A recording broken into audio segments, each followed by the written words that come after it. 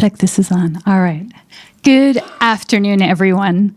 Thank you so much for joining us for the 5th annual and the first fully in-person Heading to the Point event. I'm Nikki Agay, Associate Dean for Academic Engagement at Carnegie Mellon University Libraries, and I'm honored to welcome you here on behalf of our libraries and our co-hosts, the Office of the Vice Provost for Community, Culture and Engagement. This annual program was founded by the Vice Provost for Community, Culture and Engagement, Dr. Wanda Heading-Grant, who had a vision to build an event that centers the values of access, belonging and community as shared commitments that shape how we live, learn and lead at CMU and beyond. We are so grateful for the ongoing partnership with Wanda and her office, which allows this event to thrive year after year. So I am perhaps understandably excited for this year's Heading to the Point theme, From Margins to Mainstream, How Libraries Empower the Excluded. Because libraries have always been more than just buildings with books. They're engines of equity, empowerment, and lifelong learning. They are spaces where people of all backgrounds can explore, create, and belong, often for the first time. And this vision for libraries traces back to Andrew Carnegie, whose belief in the democratizing power of knowledge helped establish the American public library system. He envisaged libraries as ladders of opportunity. In fact, and many of you probably know this, early CMU students didn't have a campus library of their own. Instead, they walked down the road to study at the Carnegie Library of Pittsburgh, the very institution our guest speaker now helps to lead. In a very real sense, then, the partnership between public libraries and higher education is foundational to our university.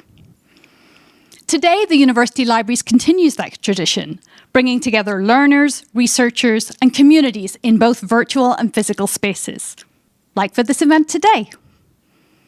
So before we begin, I'd just like to give some thanks to Erin Swift, Events Manager for Outreach and Engagement, for her leadership in putting this event together. Also, thank you to Mark D'Angelo, Shannon Riff, Jonathan Young, Shannon Baldridge, Alyssa Schoenfeld, and Chaz Griego, who all had a big role to play in today's event.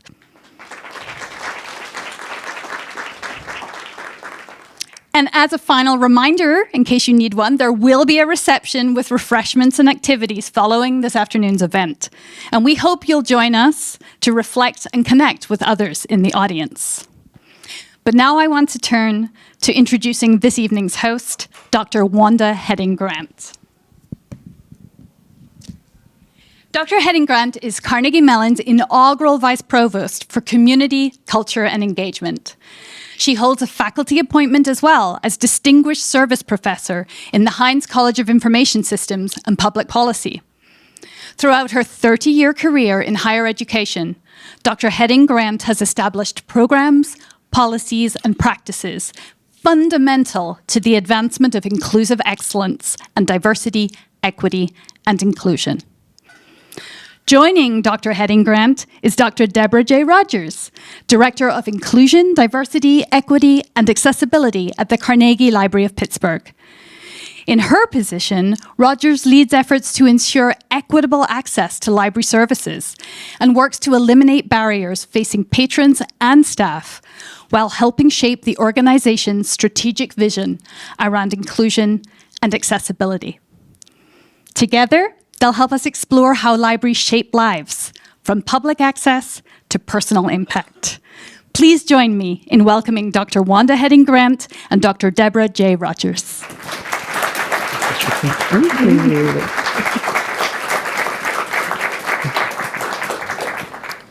Thank you, Nikki. I really appreciate that wonderful introduction. I'm watching people come in, and every time I look up, somebody's looking for a seat back. They're going to hit that table. And Jim, they need to come up here and sit up here with you. So good afternoon, everyone. As it was said, I'm Wanda Heading-Grant. I am the Vice Provost for Community Culture and Engagement, and I use she, her pronouns, and it is my pleasure to welcome you here to Heading to the Point. You know, I see it as a signature event for the office. This is its 5th year, and I love that, and we've always done it virtually. And so this is the first time we're trying it in person, and I love looking at all of your faces, and I so appreciate that you're here. And so, and I always try and remember to make sure people know this, you know, because the word heading, you know, it makes sense, heading to the point, but it really is a play off my name, all right? So I just want you to know that it is a play off my name. And, you know, it's with the idea we're going to head straight to the point. We're going to be looking at topics and issues where we want to make sure that there's an awareness and that we're addressing barriers and understanding that what it means to build belonging and build inclusion. And so I'm so grateful that you're here with us. We're going to take a deep dive into looking at libraries and its role in inclusion and belonging, and how it has played a role in making sure groups of people were not excluded. But before I get started, please help me thank a really good partner since I came here and the willingness to join me in this journey around heading to the point. I want to thank Dean Keith Webster.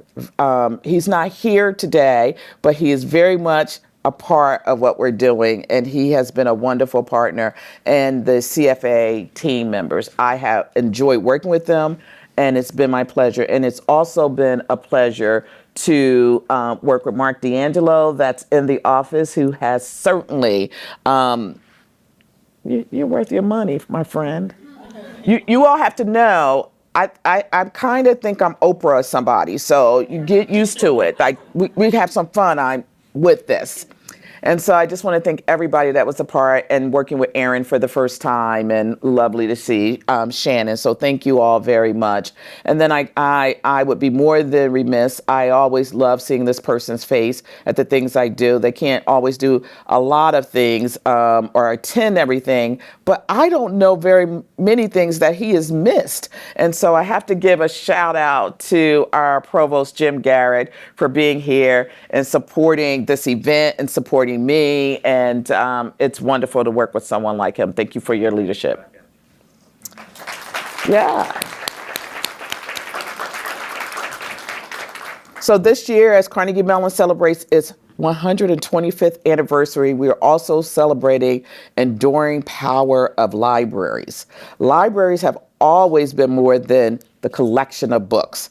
They are living, breathing ecosystems of access and imagination. They invite curiosity, nurture dialogue, and remind us that everyone deserves a place to belong. When Mark D'Angelo first shared with me the topic our CMU Libraries partners wanted to explore this year, I immediately loved it, because it was just a story about, you know, books on a shelf or quiet reading rooms. It's the profound and often untold story of how the right to read became inseparable from the right to exist. It's a story of how librarians, sometimes quietly, and sometimes boldly, became unexpected civil rights warriors, and how library walls, once segregated, restricted, and later reclaimed, stand today as living spaces to freedom, access, and inclusion. Tonight's focus, from margins to the mainstream, how libraries empowered the excluded, challenges us to reflect on how libraries continue to evolve, shape civic life, amplify diverse voices, and bridging divides in a rapidly changing world. So as we begin, I want us to hold this idea close: libraries as agents of inclusion, because that's what we're really talking about. today the power of libraries to open doors, to make belonging tangible, and to remind us that every voice, every story, and every learner matters.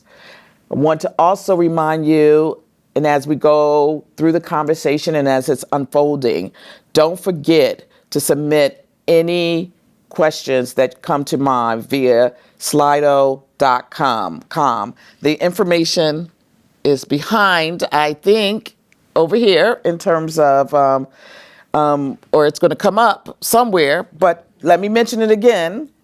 So slido.com. And it should be coming up soon where there's a scan and a QR code for you. So to help us explore these important ideas and themes tonight, I'm honored to welcome Dr. Deborah Rogers. Yes, Director of Inclusion, Diversity, Equity, and Accessibility at the Carnegie Library of Pittsburgh, just in case you didn't catch it the first time. Dr. Rogers, thank you so much for being here with me, and it's a real pleasure to be able to have this conversation. We've touched base a couple of times over the phone. So one thing to know about Dr. Rogers, may I call you Deborah? Please, thank you for asking. Happy you know, to help me, Deborah. She was named the first director of the Diversity, Equity, and Accessibility office area at Carnegie Library of Pittsburgh in 2023. So my first question to you, we're going to learn all about you and all about libraries and take that deeper dive. You know, tell us more about your journey doing this work, what brought you to this point, and what it means to be back in Pittsburgh doing this work. Well, thank you. May I call you Wanda? You sure can. Thank you. It's very interesting. I think the first time you and I had a conversation, I shared that I graduated from Shenley High School.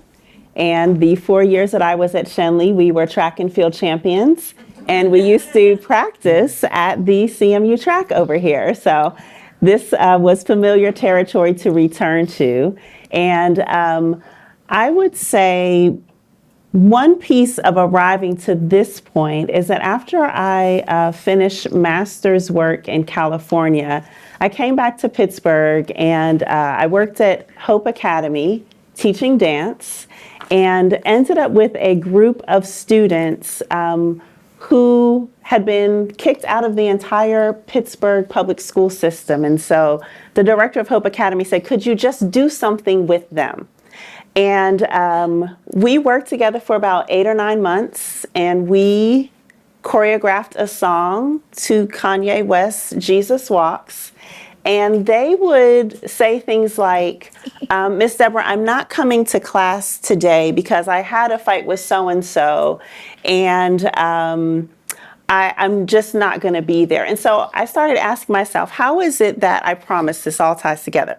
But I started asking myself, how is it with someone who they have said doesn't have the executive functioning to be in a classroom, has the forethought to say, I anticipate that there may be a conflict and I want to maintain this space as special or sacred, so I'm just going to remove myself proactively. So that sent me to do a PhD in theology and culture. And I started to explore this notion of contributions of youth in communities. And so I did that in the context of a coming-of-age novel called Blue Tights. And so I looked at this novel and the experience of this young African-American girl and how her experience in African dance reframed her sense of self and her sense of body. And so from that moment to now, I've been thinking about this sort of interplay between the way that books help us to understand ourselves and our bodies and to create worlds, and even how works of fiction are sources of knowledge that we can then use, if you will, in our practice in the real world to expand the sense of self that others have and the way they engage in communities. And so that kind of took me to this. So I spent some time in academia, both in Tennessee and then in Rochester, New York, and continue to play with these notions of literature and literacy, and thinking how there may be a sort of topsy-turvy relationship between literacy and literature. And there are, especially I would say in the womanist and Black feminist tradition, there are ways in which folks have contributed to this long line of Black storytelling that may precede their formal literacy, but is so central to our understanding of Black literature. And so when the opportunity came to begin to have a broader conversation around access to both literature and broad notions of literacy at Carnegie Library of Pittsburgh, I was like, yes, absolutely, and it's home. So that is how I arrived back here on a sort of circuitous journey, and just have been really excited for all of the opportunities to return home, having grown up experiencing Carnegie Library of Pittsburgh as a patron, to now see it behind the scenes and to think about what it means for us to be an institution in this city that hopefully creates both a sense of autonomy for those in our county and a sense of belonging, and contributes to the way that folks are thriving here in our county in particular, and hopefully beyond. So, Thank you. yeah. Yeah, you made me think a little bit more about how does this title around, margins to the mainstream sort of fit in terms of your work? Yeah. Can you talk a little bit about this from a historical lens? Sure. Yeah, so there's a quote that Sojourner Truth said, where she talked about how she did not read words, but she read men and their actions. And she said that because there was this argument that because she could not read, she should not be allowed to vote, right? And so we can think historically about this weaponization of access and the way that one's ability to read or not, right, was weaponized, particularly, right, against Black folk and other folk. And so I just have always been intrigued by her invitation and her agency to say, you know what, I might not be able to read words, but I am reading all of the time, right? Another early example would be Harriet Tubman, right? And so her capacity to read nature as a way to guide folks to freedom and liberation. So those are just early examples, right? And so for me, it's not this sort of, I see those as early examples that then say, okay, how then do we use those models of agency when access was so restricted to think about in this age, what are all of the ways with everything we have access to, we can continue that work of expanding access and then using all the tools at our disposal to ensure that we are increasing literacy rates, right? And we are increasing capacity for creativity and creative problem solving as we continue to encounter barriers today and resistance to access. I think another piece of that, as we think about how threatened folks are by autonomy and agency when it comes to being able to read and get our hands on books, is the importance of representation in what we can read, right? That folks can go into a library and see stories about folks who look like them or who have had a similar journey or who have had a very different journey and say, oh, wow, like this is a whole new world that's opening up to me that I now have access to because of a book or some other resource in the library. So I think it's twofold, right? It is this sort of, there are ways in which I might be affirmed by what I see, or I might see someone who looks like me and is a step further along the journey.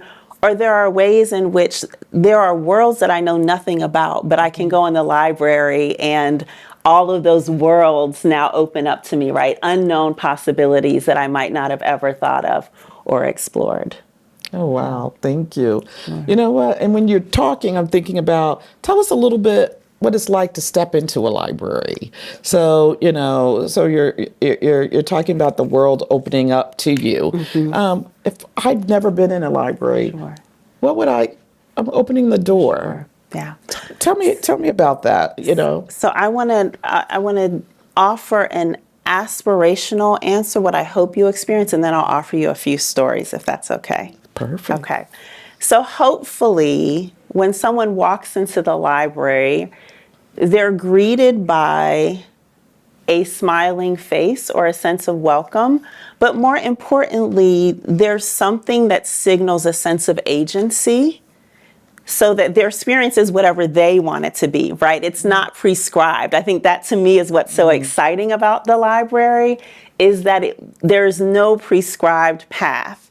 So if you're an introvert like my dad, you are simply going to get your holds. You don't need much, right? At the Homewood branch, one of my colleagues is like, this is your dad's spot on the hold shelf. That's where his holds go. And so for some folks, right, that's their experience, right? They have a very set way, and that is all they need. But hopefully there are signals so that even if you don't know what you need, you know that you are welcome, and there's something that signals to you that there are folks there who will help you to figure out what might be available to you. I'll say at some of our branches, there are very strong feelings about puzzles, and folks are diligently working on puzzles. We have a whole internal thread where folks are like, okay, we went through these 5 puzzles this week, so please, someone send us more puzzles, because, it's going to get serious if we run out of puzzles.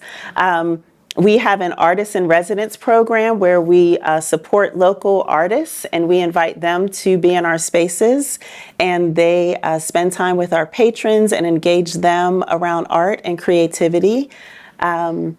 We have some folks who just come for our computers, and that's a real point of access for them, and they can get support with that. We have folks who get support, on their vocational journey. So they may come for resume help, they may come for small business support, those sorts of things. So my hope is that when someone enters our spaces, they know that whatever we can do to support whatever it is they want to do, that's what it's about, right? It's about their experience and them knowing that we are there for their autonomy, their agency, their goals, etc. Now, to the stories. Yes. One of my favorite stories to tell has to do with one of our community partners, Homeless Children's Education Fund, and our LAMP branch, our Library for Accessible Media for Pennsylvanians. We often have students from CMU who come over to our LAMP branch, especially to interact with our advisory and advocacy group of patrons. So we host in the IDEA department, the department I lead, we host 2 interns from Homeless Children's Education Fund every summer. This was our 2nd summer. And we take them to our LAMP branch so they can see the good work that's going on there. And our goal during the summer is to support their career development, to help them think about inclusion, diversity, equity, and accessibility as a part of any career they may want. But of course, to encourage them to think strongly about a career in libraries and how a career in libraries might be accessible to them. So we took our 2 interns over to our LAMP branch, and we took them because our LAMP branch, for those of you who do not know, has a strong group of volunteers who record books that are then uploaded to BARD, which is the National Library Services way of making books accessible to those with print disabilities or visual disabilities. So a lot of the books that we record here have a Pennsylvania connection. And so we had recently recorded American Sirens, which is the story of how the ambulance service started in the Hill District of Pittsburgh. I see a lot of head nodding. And John Moon was going to speak for the book club at LAMP. So we took our students over. We're so excited. This is going to be great. We did not know how great it was going to be. John Moon talked about the fact that he had experienced housing insecurity growing up and had ended up here in Pittsburgh in a sort of kinship adoption situation, similar, as you might imagine, to my 2 interns from the Homeless Children Education Fund. And so you could just see the look on their faces when this person who stood before them had a background and a story that was similar to theirs and had gone on to pioneer the ambulance service that essentially was emulated all over the United States. And so that's just what, it was just one of those moments where these sort of ripples of a commitment to accessibility, right? Where a volunteer said, hey, we should record this Pittsburgh book. And then someone else said, oh, I know John Moon. We should have him come for the book club. And then we said, well, we should bring our interns over to hear John Moon because it's a great day for us to go visit LAMP. And so we're just these ripples of accessibility and belonging and inclusion and possibility. Just because one person said we should record this book. So that's one of my favorite stories to tell. It's a great story. It was one of the things that when I got my cable on in my apartment when I first moved here, and I would turn on the TV, and it was one of the first documentaries that I was looking at, and I was so shocked. I did not know that it was a beginning here in Pittsburgh, and it's wonderful. Yes. Well, we know that that's great, and I know we have some more great stories, but I'm going to take us a step back a little bit, if it's okay. As the libraries are places that are learning spaces, the way I look at it, and has done a lot in terms of inclusivity and so forth. We also know that it also has a history of exclusion, and so how do we reconcile or think about its history far back? Which also leads me into, as you think about that, I'd love to hear about the first librarian that, particularly African American, who there's an association, once again, at our wonderful institution and area that's had an impact on a large scale as well. Yeah. So I think to your first question, I think part of the danger of institutional history is that sometimes it is like air. It can be there and we're so used to it that we don't recognize that it has lingered and that its impacts are still there. And so I think that's one of the reasons why I was so appreciative of CLP for creating a Department of Inclusion, Diversity, Equity, and Accessibility, because I think that was, in essence, their way of saying, like, we do a lot, right? We do a lot. We have these commitments. We've implemented some things both on the staff side and on the public side before we've created this formal department. But we recognize that some of these oppressive practices are like air, and we may not actually recognize that they're there. And so just as that is systemic, we want to weave inclusion, diversity, equity, and accessibility into the operational essence of the organization to begin to counteract that. So, and if I may just brag on the organization for a minute, not only did they do that on the operational side, but we also have an Inclusion, Diversity, Equity, and Accessibility Committee of the board. And our last trip to Orphans Court, that became a standing committee of the board. And so there's this sort of consistency from a governance perspective and an operational perspective to say, we're committed to this work. I think the other thing I'll say about your question is organizations have patterns so that even when the people in the seats change, the patterns can continue. And so I think it is asking ourselves, how do we disrupt the patterns that can be so familiar that we almost just do them automatically? And that is hard. That's hard work. I think a lot of times people get very excited about idea work, as we call it. until they realize that it's actually work. And so what does it mean to continue to do the work when it's no longer exciting? And so I think that's, that's the question, right? Like, how do you do it at a sustainable pace? So how's keeping it exciting and also not scary. Yes. I think that's very important as well. The other piece was that we're talking about libraries. Yes. Tell me something about librarians. Yes. So for the sake of just clarity, I am not a librarian. I do not have an MLIS. They let me work in the library, and I'm so thankful to do it. I do come from an academic background, so I've led libraries before as part of an institutional portfolio, but I'm not a librarian by trade. Now, my mom was a children's librarian, so perhaps I got some of it by osmosis. But to your question about librarians, I would specifically say, I'm going to circle back to Vivian and Davidson Hewitt in a minute, but one of the things that I think intrigues me about librarians as information professionals is this sort of deep care and commitment to kind of running down an answer for someone or solving a problem or making sure that the access that someone is looking for, that they get to that point. And I would offer, I literally just came from the Pennsylvania Library Association annual meeting, and there I met a business librarian in Erie County who has a partnership with 5 universities in the county, and they have an economic beehive that they've created together to serve patrons and citizens, not just in Erie County, but in that surrounding area as well.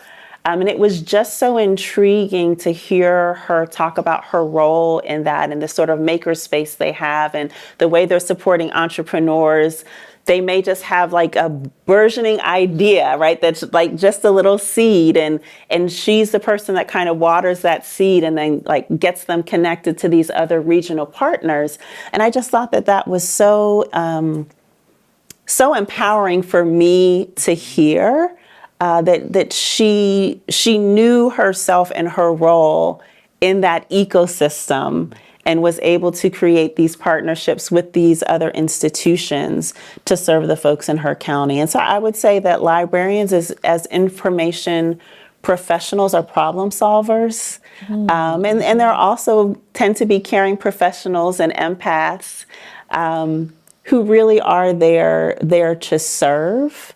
And I would say increasingly, a lot of that problem solving has to do with social challenges that folks bring to the library as well, which may not have been what they signed up for when they did all that extra schooling. But I think that as our society continues to evolve, it's one of the last kind of spaces without a paywall where everyone is truly welcome. And so we're trying to iterate and evolve and respond to where we find ourselves in this moment. Yeah. Well, I was thinking about what you were talking about, and I loved the library, especially in my elementary school, because it was the place that I could go and just talk to Mrs. Jones. Yes. And also I felt like it helped with the idea of serving others because of the way she presented the information about what I was doing.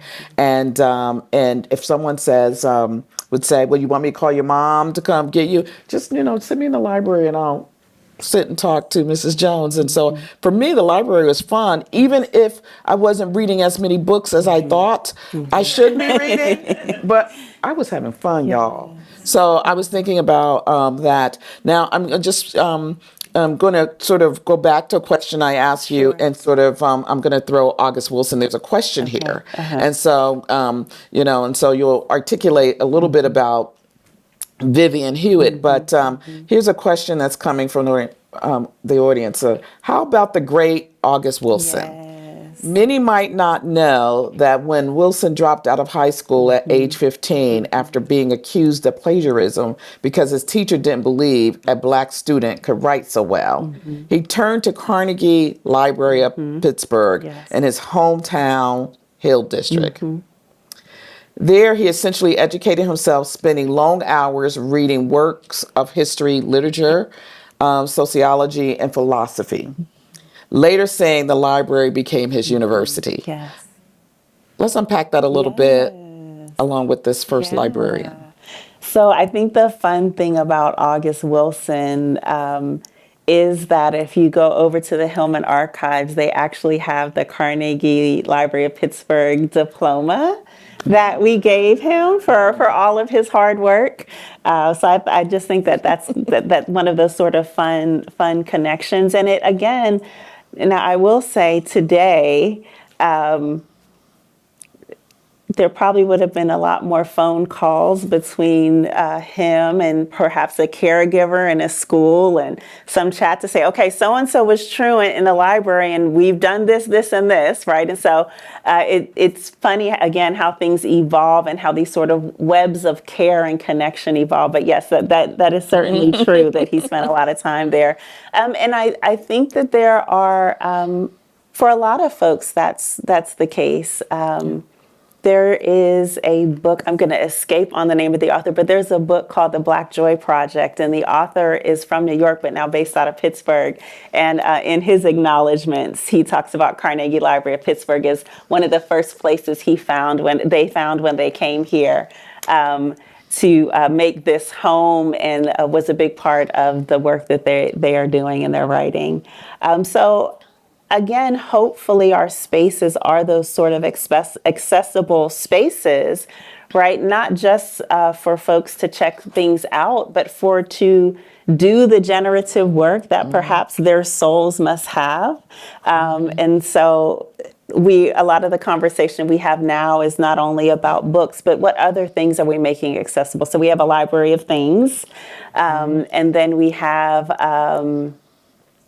not only our artists in residence, but we're talking about other ways that we can create access. So we partner with RAD to create RAD Pass, which is a way that folks all over the county can use their library card to go to artistic events here in the city. And so again, what does it mean to continue to expand access? Not just for the sake of consumption, if you will, but how does that access turn into more generative or creative activities and connections? And that is a great segue to Vivian Ann Davidson Hewitt, who was the first Black librarian at Carnegie Library of Pittsburgh.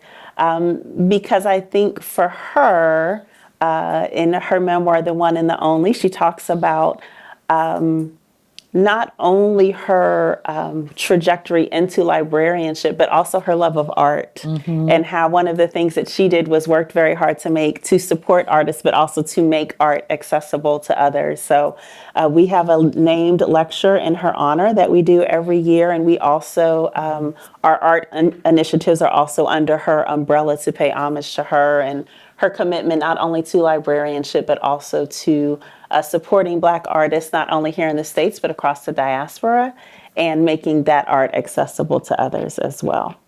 Thank you for sharing that about her.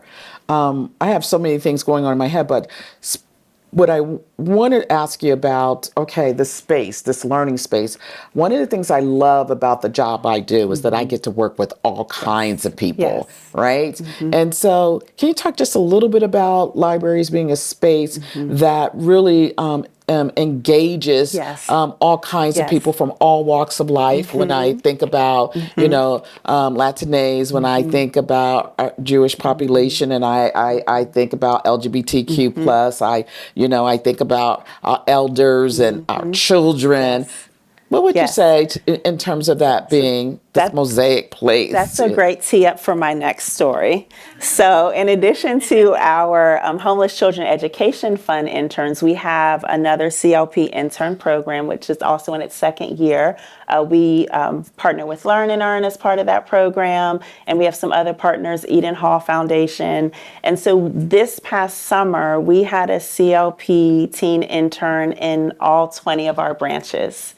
And they did a range of things, and then they would also visit support departments. So the day that the IDEA department was scheduled to do some work with our CLP interns, was the same day that the Urban Black Book Clubs of Pittsburgh was scheduled to honor Dr. Ida Fields Black. I don't know if that name means anything to anyone here. It does. And so Miss Lorena Amos emails me and she said, hey, we're doing this thing for Dr. Ida Fields Black. Can you come? And of course, I'm like, yes, I'm going to come. And I have this teen intern thing, so I don't know when I'll be there, but I promise I'm coming. She's like, well, can bring the teens. We want the teens there. So I talked to our intern coordinator and she's like, okay, well, we'll just move everything to Homewood. So we do our sort of idea activities with our teens. They came up with amazing program ideas and feedback for us.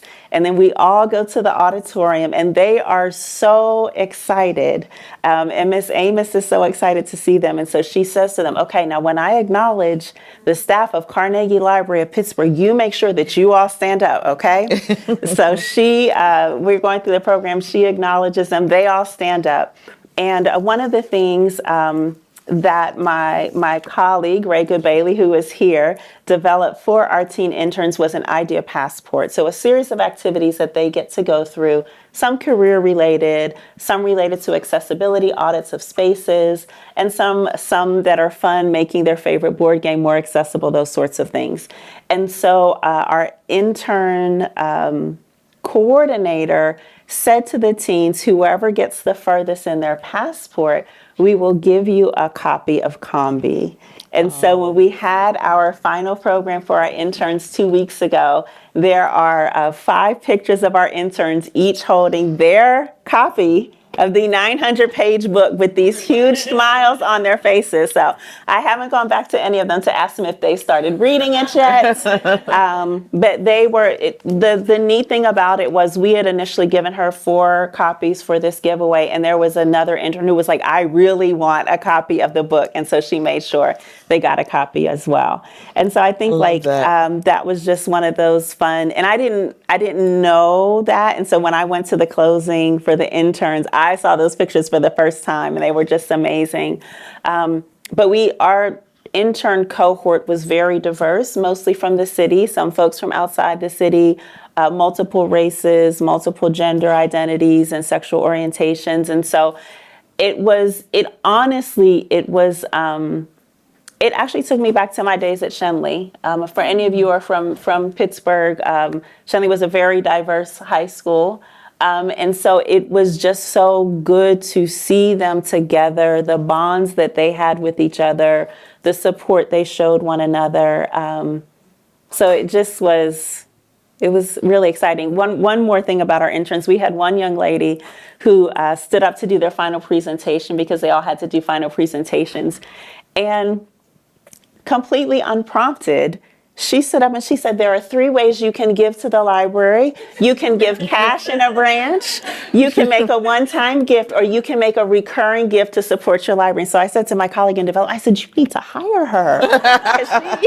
She was just so amazing. And so, we hear all of these stories about everything that's wrong with our world and, all of that. But it was just a reminder of everything that is right and the way that placed in an environment and given space to blossom, it is amazing, right? What teens can do, given meaningful, supportive relationships with a caring adult and with each other. Thank you. That's a great story. Thank you for sharing. I see these questions are coming in, and I think it's a good way to also sort of segue. What do you think about book banning? What's going on? What do we got to do? So I think it goes back to some of our earlier conversational points, right? That it is this idea that it's not a recognition that books are insignificant. It is in a sense an acknowledgement of how powerful books are. Yes. Right. Yes. That we would want to restrict access and restrict agency, restrict representation, so that people are only allowed to think in a particular kind of way, or with access to particular kinds of information. And so for me, it is an affirmation of the power of books, right? Not the opposite. And so I think whatever we can do to ensure access, I think the other piece of that has to do with archives. And what does it mean to empower folks to hold on to their own archives? Yes, we certainly want to entrust them to folks who can, and institutions who can steward them well. And we want to empower communities to know how to preserve their own archival material, so that if someone says that didn't happen or that's not real, folks can say, actually, it is. And here's all the archival information that I have to support that it is real. So, Thank you for that. That's so important. I don't necessarily, as much as I love and believe in libraries, I don't have to walk in, a brick and mortar place to be able to read a book or access the information I need. I want you to be thinking about, somebody has a question here in terms of technology and AI, but I want to ask, there's a couple questions that are before that, and it's how does the physical design and layouts of libraries impact or limit empowerment? Yes. What are simple rules to improve visitors' experience? Yeah, so this is kind of a conversation that we're kind of deep in right now.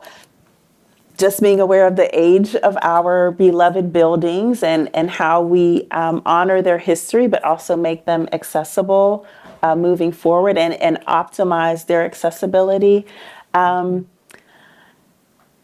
I think there are a couple of ways to think about that. One is the people in the spaces, right? Like, do the people in the spaces signal to folks that they are welcome and act as navigators as necessary in the spaces? I think the other has to do with the feedback loop, right? So that if we hear that something is not working, being as responsive as we can, as quickly as we can, and communicating about that as effectively as we can. Yes. Because we may not always get it right. I think also thinking about technology in response to that. So we're thinking through website updates right now. And so what are the ways that something as simple, if you will, as a website can signal to someone, here's what's in this space, here's what this space looks like. We already do some of that in terms of bus routes and those sorts of things, but all of the ways that someone can anticipate their experience in a space before they get there can be very, very helpful for a myriad of reasons. And I think the other thing that we've recently done is to improve the inclusivity of our restrooms and opportunities for folks to use the restroom of their choice, and just kind of making it very clear that all manner of folks and all genders are welcome in our spaces, and that folks have the freedom to use the restrooms that they feel are most appropriate for them. Yes. So it's not always like these grandiose things. Sometimes it's just the intention and the communication around that intention that signals to someone that they're welcome in our space. Wonderful.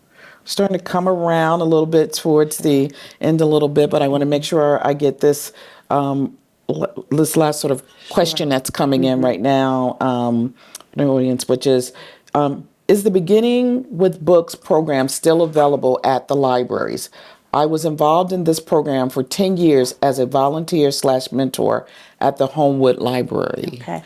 So we have a Best Books for Babies program, okay. I think, which may be a little bit different from the Beginning with Books program. But that is something that one of the things we do to make sure that books are accessible to everyone. And we are involved in book giveaways kind of all over the city. Summer reading being our biggest sort of book giveaway, where anyone essentially who goes into a library and participates in our summer reading program has access to free books. And so there are a number of ways that we want to ensure that we are increasing the home libraries especially children, but kind of folks of all ages, from that broad perspective of kind of increasing literacy and agency for folks in our city. Thank you. Now we're at Carnegie Mellon University. Yes. We are, are we the place of AI? Was it born here? Can you talk a little bit about technology, different platforms? Where does that fit in today's world? And where does that fit in terms of thinking about inclusion for everyone to have access to it? Yeah. So it's such a good question. So I want to start by sort of naming my own bias that I am admittedly a late adopter. I drive a 2008 Honda. It still has a CD player.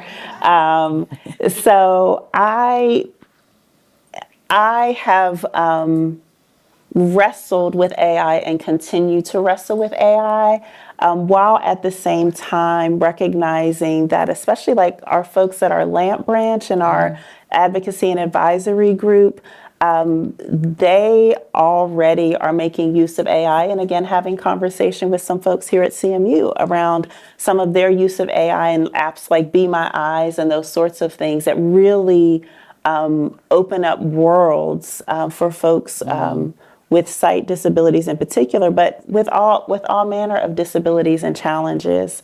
I will say that Will Trent is one of my favorite shows. And so when he got the reader on his cell phone that could read menus to him, I was like, yes, it's happening. I love it.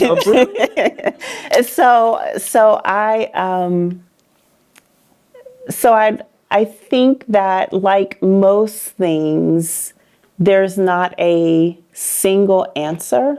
I think the other piece of it for me has to do with environmental stewardship. And so I'm very interested in libraries as climate resilient hubs.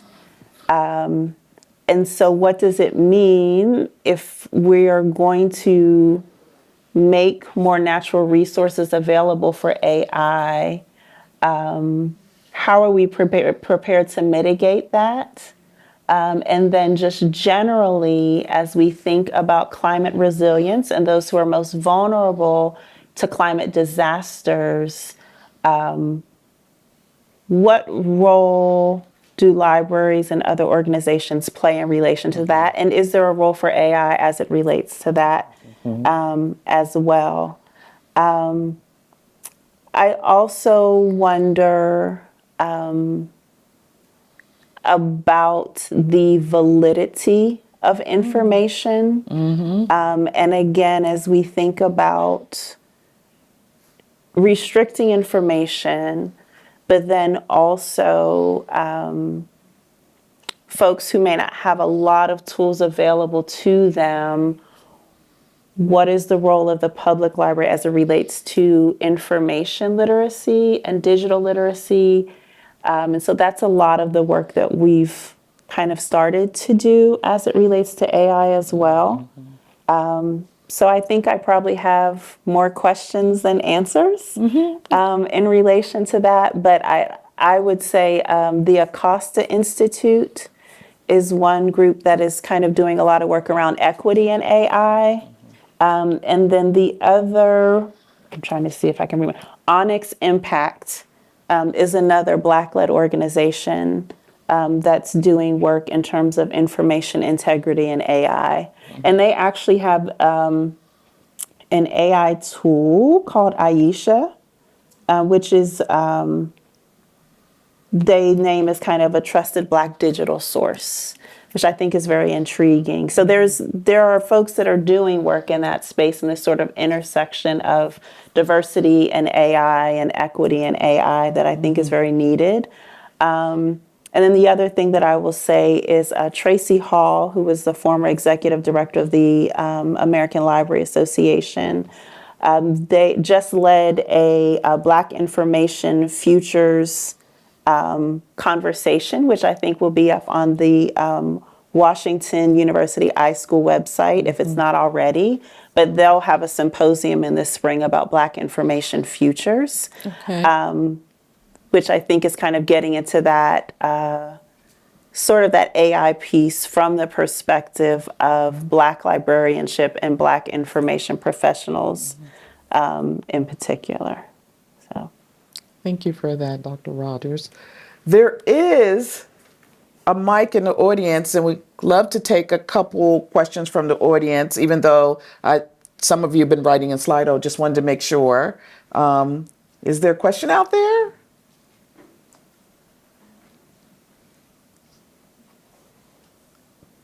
They're trying to play shy. Y'all not shy. Oh, we have one question up here. Do you have a favorite genre of book that you, when you have a free moment, that's what you want to go to? I'm so glad you asked. So to be clear, my favorite genre of book is nonfiction. However, I am currently reading R.F. Kuang's Catabasis, 10 out of 10. Highly recommend. You may feel slighted because she definitely is throwing a significant amount of shade at the Academy. But it's so I was a math major in undergrad, but then my graduate degrees are in religion.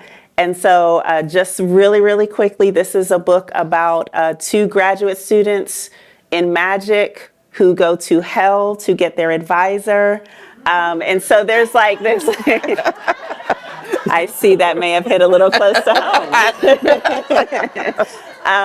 But the whole theological treatise on what hell may or may not be, and kind of like, if you worked in the Academy and you read the book, you're like, oh, that's so-and-so. Yes, I know them. So your semester may not allow you to read it, but when the semester ends, highly recommend. It is available at the library. If you put it on hold now, you'll probably get it by the end of the semester. So, yeah, sure. Thank you for that question. One more? Oh, there's one there and one there. So who was that I can see. Thank you. Is this okay? Awesome. What do you do when you, as library workers, try to reach out to marginalized community members and they are not ready to reach back to the library? What do you do then? Mm-hmm. That's such a great question. Thank you for that. So it creates an opportunity for reflection. I find that it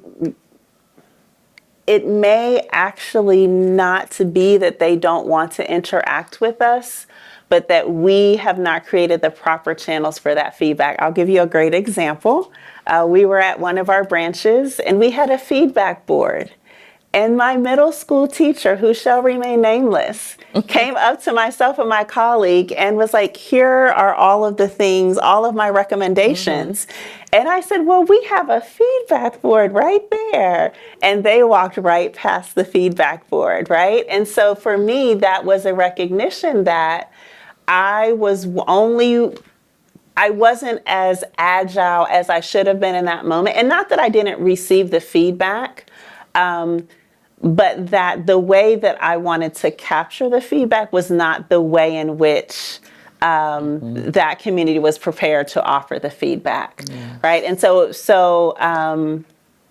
the onus is on us to continue to creating opportunities for dialogue and feedback loops, and to ensuring that there's not just one way, right, in which we're ready to capture that feedback, but making sure that there are multiple modalities for both communicating out, but then also receiving that.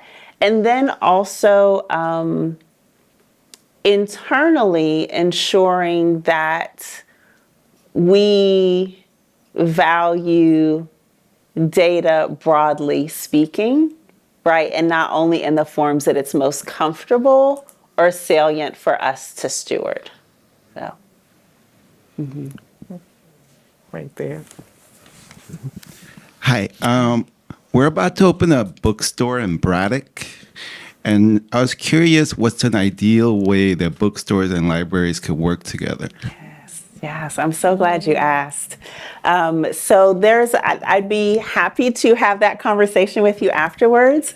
But we are, again, always trying to get books in folks' hands. We have book clubs. We work with Pittsburgh Arts and Lectures. And so there are numerous ways that we can think about partnering together. We also have a business department in our main branch, and so we want to support small businesses in our region as well.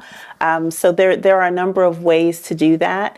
One thing that we have, I think at our book festival, I could be wrong, I'm looking at my colleague here, but I think at our book festival, we partner with local bookstores to make sure that, okay, I'm getting a thumbs up, thank you. So we'd be happy to have that conversation with you because we want a thriving book ecosystem, right? And we realize that we can't do that by ourselves, so yeah, yes. Okay, I'm going to take back control a little bit here, and we're almost done with this wonderful conversation. And so I'm going to give you a heads up after this question. I have about 4 rapid fire questions. Okay. And, All right. Okay. All right. So here we go. What's the role of higher education, specifically at this moment? How do we leverage the knowledge and power of institutions of higher ed to preserve the sanctity and integrity of our library space? How can libraries and universities like Carnegie Mellon and the Carnegie Library partner more intentionally to promote access, belonging, and inclusion or lifelong learning? Yeah, that's such a good question. So my favorite people in the world are probably 18 to 25-year-olds. And I say that because it's such, it has the opportunity to be such an intense period of transformation. And I think ideally, in an ideal world, and I'm speaking specifically about 18 to 25-year-olds who have the opportunity to be in higher ed institutions. Ideally, the major they choose is not a zero-sum game. It's not a pass-fail question, but there's something about the way that they are shaped in these environments that empowers them to be good citizens. So that is my dream. That's my dream, my hope for higher ed, with all of its flaws, like all institutions. Yeah. That's my hope for higher ed. And so I hope that there are conversations happening at Carnegie Mellon and all over our country that are courageous and that are asking, you have a distinct gift set, and it's okay if you don't know what that is, but here are some tools to be a good citizen. So that's what I think is distinct, especially for undergraduate students. I think the life of a graduate student is just so intense. Hopefully they had that good foundation and But hopefully, thinking about graduate students, there is that same opportunity to, perhaps in a more concrete way, to think really deeply and really critically, and theoretically, but also with a practical grounding.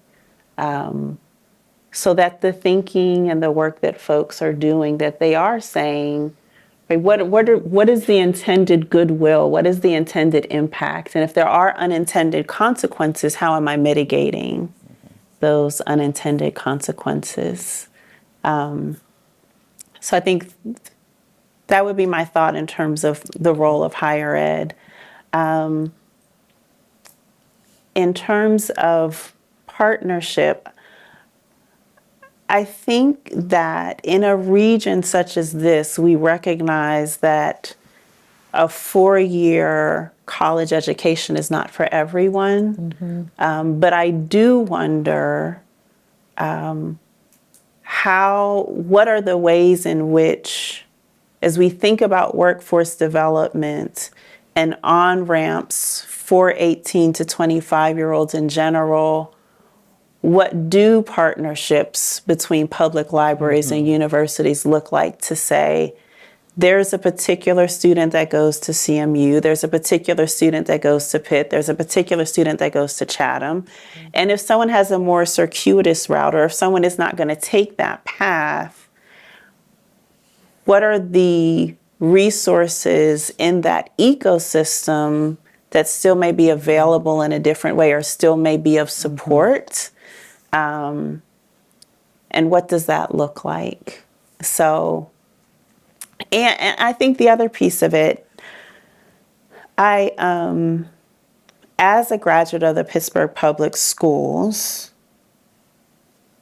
I wonder, how do we utilize this sort of massive collective brain, right, that's in the sort of universities, right, that we can see if we walk out the door, to support our K through 12 students, especially in PPS, and to support the system as a whole. And I'm going to be very specific here. In other places where I've worked, we've talked a lot about positive deviance. So, right, if these 18 things are happening and they all have the same factors, but in this one over here, these folks are thriving. What's the positive deviance that's happening there? If we go chat with them, what would we learn? And then how do we replicate that? So I think that's the question that I would raise. Like, with this collective brain that we have, what kind of research might we do around positive deviance that we could then say, listen, here's what we've learned, right? And we can get some collective resource and even bring those folks to talk to us and then say, okay, what does that look like? How do we do that here? So, yeah. That wasn't me. Okay, I don't know who that was, but that was not me.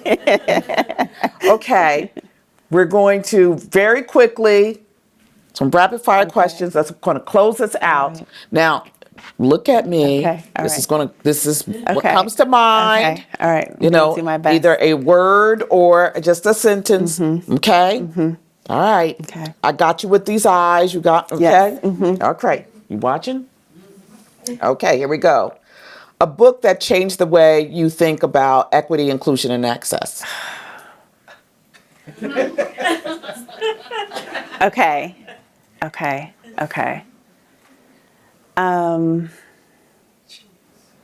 know, that's such a hard question. One, because my TBR is so long.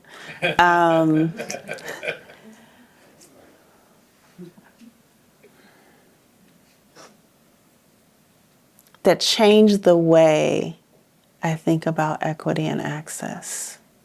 Can we come back? Can we circle back? Well, Okay. here we go. Okay. A library you visited that took your breath away, and why? Oh, the Athenaeum in Providence, Rhode Island. My mom is from Providence, and so I took my auntie to the Athenaeum. And the cool thing is they have these busts up on pillars.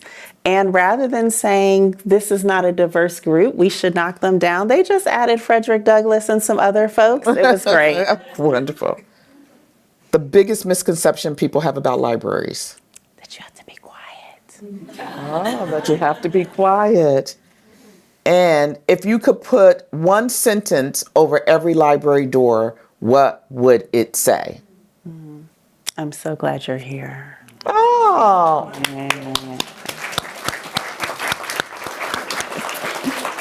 Well, you can think about that other question for now. In terms. Oh, I have an answer. I haven't read it yet, though. Okay. Okay, so here's the thing. Shamichael Hillman Shamichael Hillman was the keynote at the Pennsylvania Library Association meeting, and he has a new book coming out. I don't even know if I have the title in my notes, but he talked about opportunities in this era. And he like listed 7 opportunities, and then he had like library activities and measures for each one. And so it's already like I've already sent the screenshots to Ray. We're going to incorporate it into our equity framework. So it's already changed my viewpoint. I haven't even read it yet.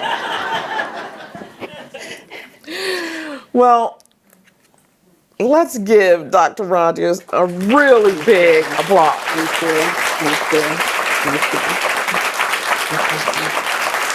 Thank you. Thank you. I really wish I could be Oprah and tell you got something under your chair. Whatever you get one, and all those kinds of things. I do have one thing I want to share, if that's Oh, okay. okay, yes. Okay, all right. April 21st, 2026 is our annual Vivian and Davidson Hewitt Lecture. It's within walking distance, especially in April. I will be at our main library, and Dr. Nicole Cook will be our speaker, and she is the endowed Augusta Baker Chair at the University of South Carolina. I think I have that right. And she has authored she's the editor of a book on Black women librarians. And so we're excited to have her, and we hope that you all will join us, and I'll be sure to get the information to Wanda to share with you all. So, Thank you. Sure. So I just want to thank all of you for coming, being supportive of Heading to the Point, being supportive of Dr. Rogers. We really appreciate you all here. Want to invite you to get something to nibble on. There's a little reception afterwards. And also if you feel inclined to participate in some of the activities that's after this programming. Thank you so much. You're part of the reason I do the work that I do. So, and I thank you. I thank you, my new friend. And Yes. go and enjoy the rest of the evening. Yes.